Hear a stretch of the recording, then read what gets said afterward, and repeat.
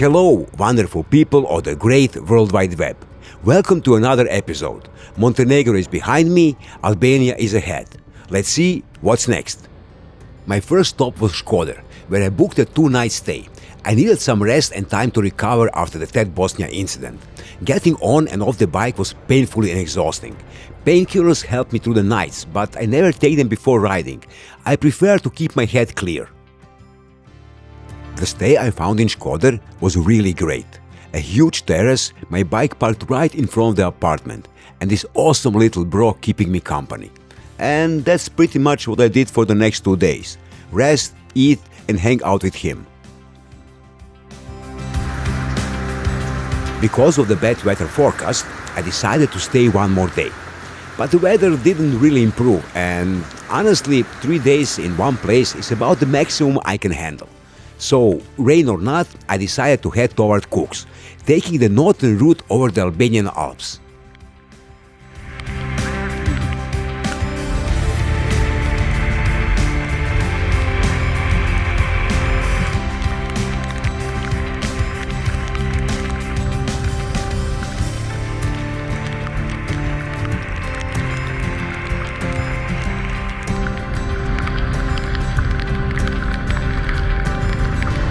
And what a ride it was.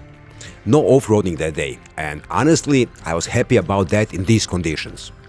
But the ride itself became an adventure I won't forget anytime soon. Heavy rain washed over me for most of the day. At times, it felt like riding through an automatic car wash. Luckily, it wasn't cold, so even with soaked gloves, my fingers didn't freeze.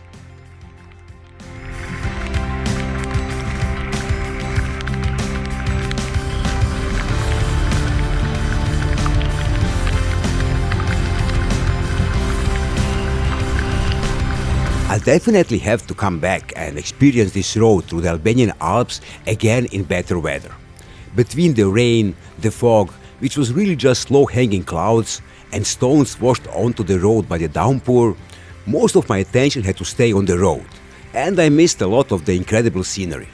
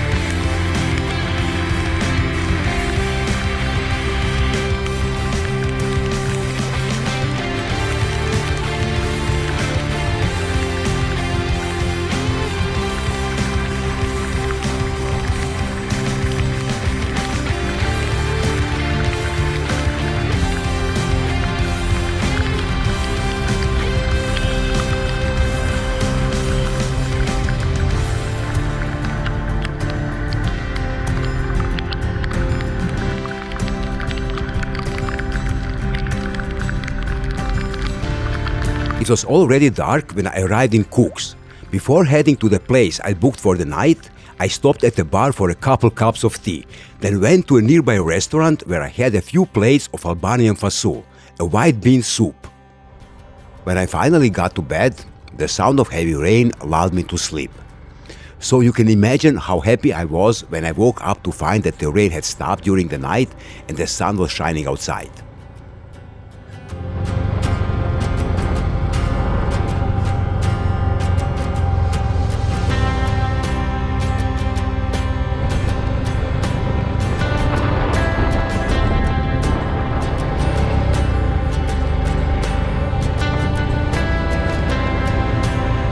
The goal for the day was Lake Ohrid, roughly a 200-kilometer ride. And as usual, I took it slow, enjoying every moment and every view along the way.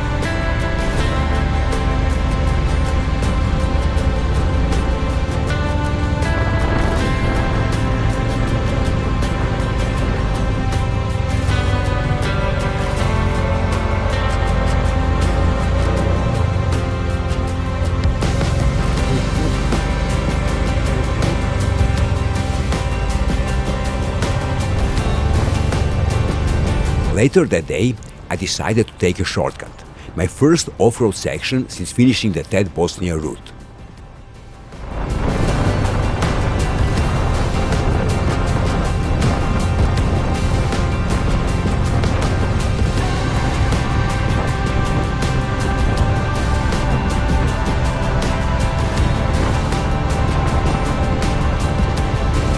According to the map, this section should have been about 70 kilometers of dirt.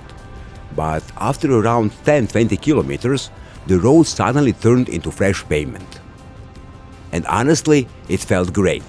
The asphalt was brand new, and most drivers didn't even know it yet, so I had the road all to myself.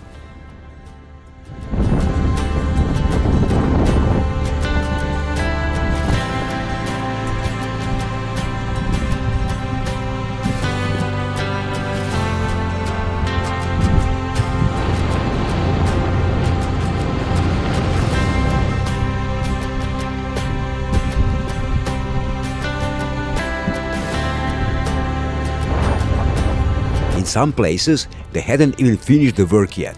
Some parts of the road were still only prepared for asphalt.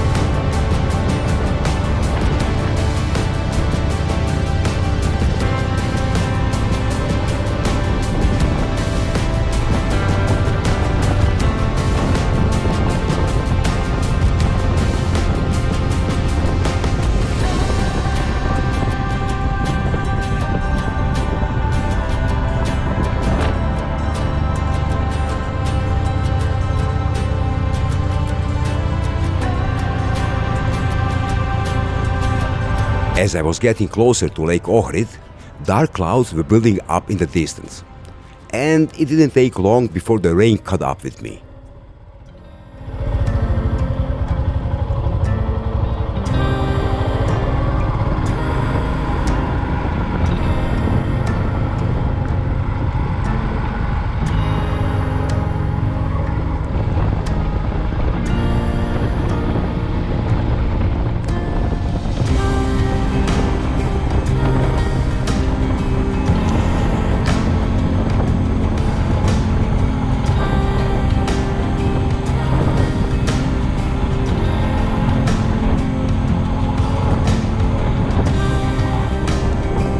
As the rain picked up, I pulled over and found myself a 5-star shelter.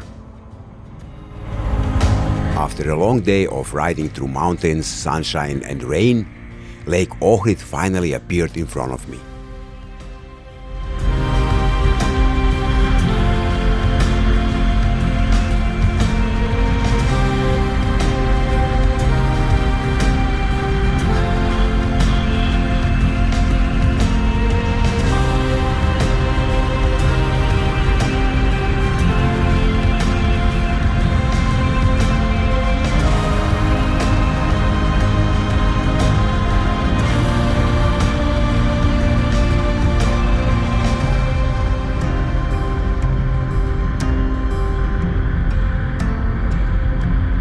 I stayed 2 nights at Lake Ohrid, and once again, in true tourist fashion, all I did was enjoy the local cuisine, the wildlife, and just relax by the lake. And that brings us to the end of another episode. See you in the next one, where I make my way all the way to the Albanian coast of the Ionian Sea. Ride safe and keep exploring.